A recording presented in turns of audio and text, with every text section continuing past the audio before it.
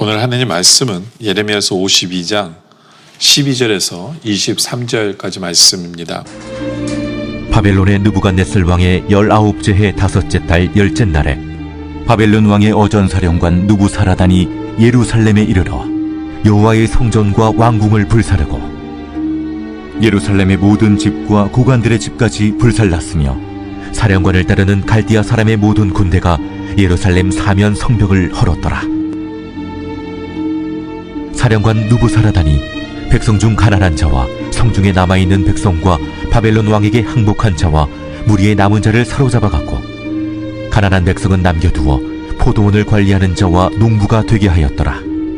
갈대아 사람은 또 여호와의 성전의 두 녹기둥과 받침들과 여호와의 성전의 놋대야를 깨뜨려 그 놋을 바벨론으로 가져갔고, 가마들과 부삽들과 부집개들과 주발들과 숟가락들과 섬길 때에 쓰는 모든 놋그릇을 다 가져갔고, 사령관은 잔들과 화로들과 주발들과 솥들과 촛대들과 숟가락들과 바리들 곧 금으로 만든 물건의 금과 은으로 만든 물건의 은을 가져갔더라. 솔로몬 왕이 여호와의 성전을 위하여 만든 두 기둥과 한 바다와 그 받침 아래에 있는 12놋소 곧 이 모든 기구의 논무게는 헤아릴 수 없었더라. 그 기둥은 한 기둥의 높이가 18규빗이요 그 둘레는 12규빗이며 그 속이 비었고 그 두께는 4손가락 두께이며 기둥 위에 논머리가 있어 그 높이가 5규빗이요 머리 사면으로 돌아가며 꾸민 망사와 석류가 다 놋이며 또 다른 기둥에도 이런 모든 것과 석류가 있었더라. 그 사면에 있는 석류는 96개요 이 기둥에 둘린 그물 위에 있는 석류는 도합이 100개이었더라. 12절에 보면 바벨론 왕 느부갓네살 왕의 19째 해 5째 달 10째 날에 바벨론 왕의 어전사령관 느부사라단이 예루살렘에 이르러 여호와의 성전과 왕궁을 불사르고 예루살렘의 모든 집과 고관들의 집까지 불살랐으며 사령관을 따르는 갈대아 사람의 모든 군대가 예루살렘 사면 성벽을 헐었도다. 전쟁에서 진 한 달 뒤에 사령관이 예루살렘에 가서 이미 전쟁에서 이겼는데도 불구하고 성벽을 다 헐어버리고 모든 건물들을 다 부셔버립니다. 왕궁을 다 불살라 버립니다. 정말 황폐하게 아무것도 남김없이 다 태워버리는 그러한 모습을 오늘 본문은 우리에게 보여주고 있는 부분입니다. 세상 말에 이런 말이 있습니다. 창조적 파괴라는 말이 있습니다. 창조적 파괴. 그러니까 더 좋은 것을 세우기 위해서는 그것을 무너뜨려야만 한다라는 거죠. 하나님께서는 바로 그러한 일을 행하시는 것입니다. 어쩔 때는 바라보면 마음이 아플 수도 있고 아까울 수도 있습니다. 그러나 하나님께서는 이스라엘을 다시 세우시기를 원하십니다. 하나님의 백성을 다시 세우시기를 원하십니다. 그래서 하나님께서는 모든 것을 다 깨끗이 쓸어버리시는 장면의 말씀이 오늘 본문의 말씀입니다. 특별히 그 1절에 보면 느부갓네살 왕의 19째 해 5째 달 10째 날에라고 얘기합니다. 그러니까 이거 역사적으로 보면요, 유다와 전쟁을 해서 이긴 지 한 달 뒤입니다. 한 달 뒤에 느부사라단이라는 사령관이 완전히 예루살렘을 다 쓸어버리는 모습을 보여줍니다. 바로 이것은 하나님이 말씀대로 이루시는 장면의 모습을 우리에게 보여주고 있는 부분입니다. 하나님은 계속해서 얘기하셨거든요. 하나도 남지 않을 것이다. 싹 쓸어버릴 것이다. 라고 하나님 말씀하셨어요. 근데 이스라엘 백성들은 그런 생각했을지도 몰라요. 우리는 전쟁에서 졌는데 그래도 많이 남아있네. 전쟁에 졌는데 많이 건물도 있고 성벽도 있고 뭐 괜찮네. 라고 생각했을지 몰라요. 그러나 한 달 뒤에 하나님께서는 전쟁이 다 끝난 후에 한 달 뒤에 하나님께서 모든 것을 쓸어버리시는 것을 보여주시면서 하나님은 말씀대로 이루시는 하나님이시다라는 것을 우리에게 나타내 보여주고 있는 부분입니다. 이런 것을 통해서 우리가 깨달아 알아야 될 것은 뭐냐면 항상 하나님은 말씀대로 이루시는 분입니다. 말씀대로 세우시는 분이에요.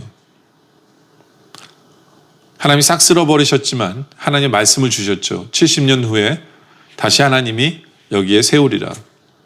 실제로 70년 후에 성벽이 세워지고 하나님의 전이 세워집니다. 말씀대로 이루어지는 것이다 라는 거죠. 그렇죠? 여러분들 우리의 삶이 정말 아무것도 남아있지 않은 희망도 없고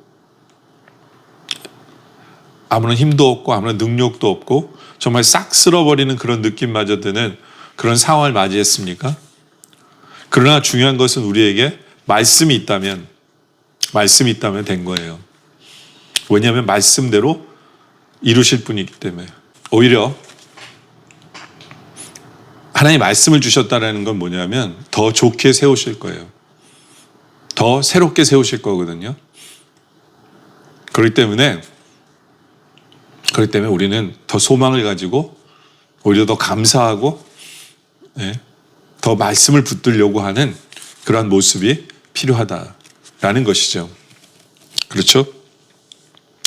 그리고 이 모든 것이 다 무너져 내리는 이 광경의 모습을 보면서 우리는 그 생각을 해야 돼요.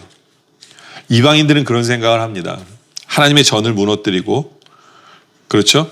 그 17절에 보면 갈대아 사람은 또 여호와의 성전에 두 녹기둥과 받침들과 여호와의 성전의 놋대야를 깨뜨려 그 놋을 바벨론으로 가져갔고 가마들과 부삽들과 부집개들과 주발들과 숟가락들과 섬길 때 쓰는 모든 놋그릇을 다 가져갔고 성전 안에 있는 모든 기물을 다 가져갑니다.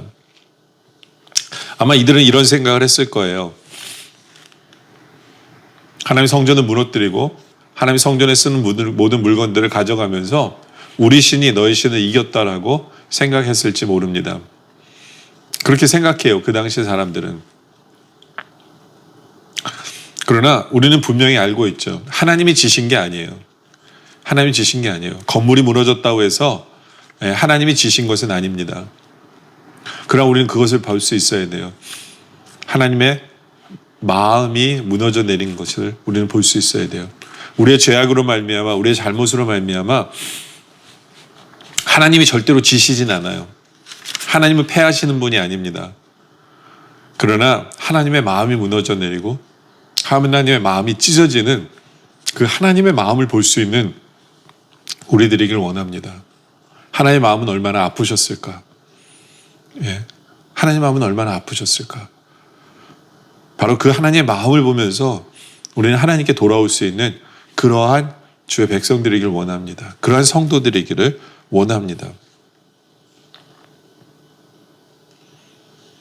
그리고 여기 보면 20절에 보면 솔로몬 왕이 여호와의 성전을 위하여 만든 두 기둥과 한 바다와 그 받침 아래에 있는 12 놋소 곧 이 모든 기구의 논무대는 헤아릴 수 없었더라라고 얘기합니다.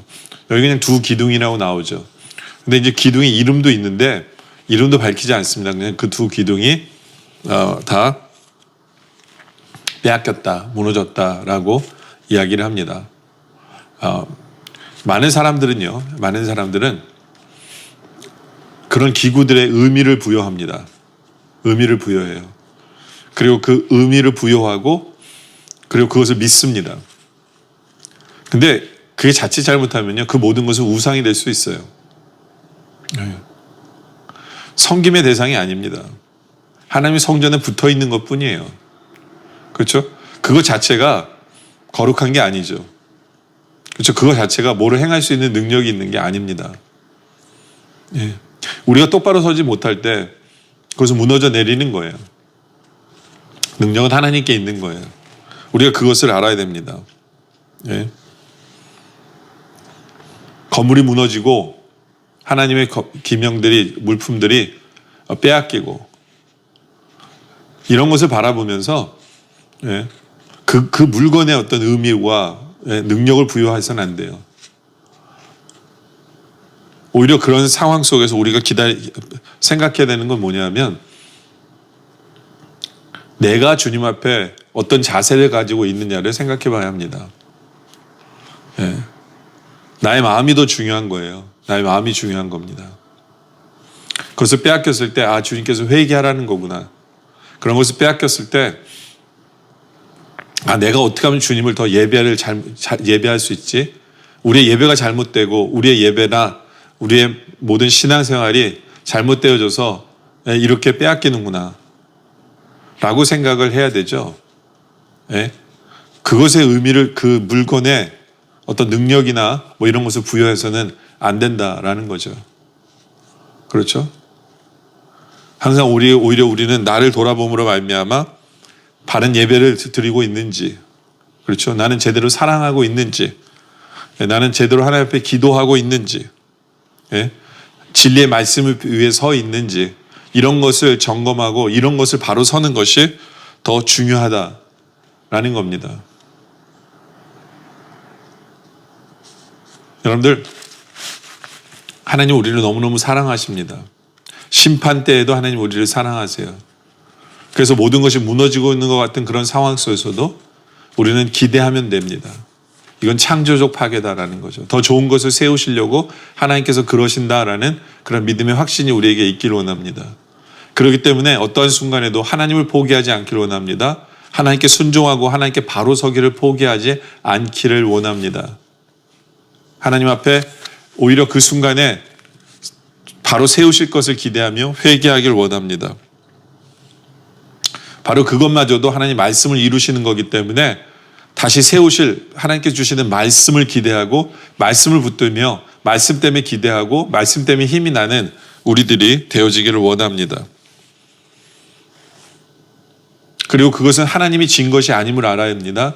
오히려 그것은 하나님의 마음이 찢어지는 것이라는 것을 우리가 기억하며 우리가 하나님 마음을 생각하며 우리가 회개해야 된다라는 거죠. 그렇죠? 그리고 아무리 그것이 하나님의 물건일지라도 그것 자체에 어떤 능력이나 그런 것이 아무것도 없음을 우리가 기억하길 원합니다.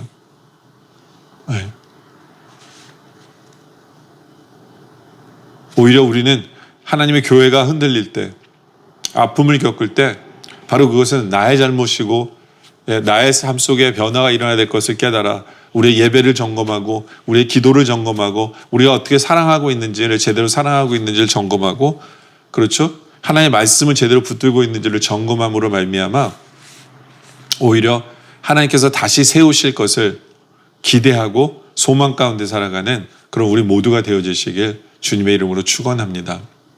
기도드리겠습니다. 아버지 하나님, 우리의 삶은 그냥 무너짐이 없음을 감사합니다. 무너짐 뒤에는 창조적 파괴를 위해서 무너뜨리는 것을 우리가 믿습니다. 하나님께서 그 위에 다시 세우실 것을 기대하며 우리가 말씀을 붙들기를 원합니다.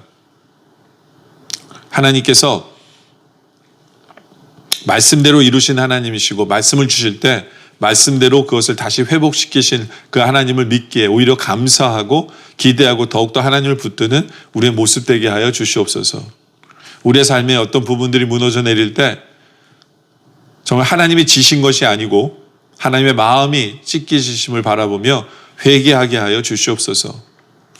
아버지는 어떤 물건에 어떤 능력이나 어떤 의미를 부여하기보다는 그것이 바로 나의 삶을 돌아보는 계기가 될 수 있도록 인도하여 주시옵소서. 나의 예배는 어떠한지, 나는 제대로 사랑하고 있는지, 나는 제대로 기도하고 있는지, 제대로 말씀 붙들고 있는지를 돌아봄으로 말미암아 오히려 그런 모든 상황이 우리의 영혼을 주님께 더 가까이 다가가게 만드는 그런 놀라운 역사의 시간이 되게 하여 주시옵소서. 아버지 하나님, 오늘 말씀에 감사드리며 계속되는 기도 속에 함께하여 주셨길 바라며 예수님의 이름으로 기도드립니다. 아멘.